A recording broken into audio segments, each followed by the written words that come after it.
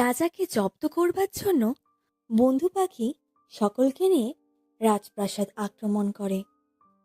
হঠাৎ আক্রমণে রাজা বড় ভীত হয়ে যায়। রাজা কিছুই বুঝতে পারে না। রাজা তখন জিজ্ঞাসা করে, এই হঠাৎ আক্রমণের কারণ কি? তখন বন্ধু পাখিটি বলে, রাজা হলে হঠাৎ বিপদের সম্মুখীন হতে হয়, ঠিক যেমন বনের পাখিদের কষ্ট সহ্য করতে হয়।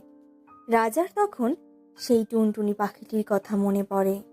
রাজা তখন বুঝতে পারে সে অন্যায় করেছে সেই ছোট্ট টুনটুনি পাখিটির সাথে, তাই আজ হঠাৎ করে তাকে এই বিপদের সম্মুখীন হতে হয়েছে।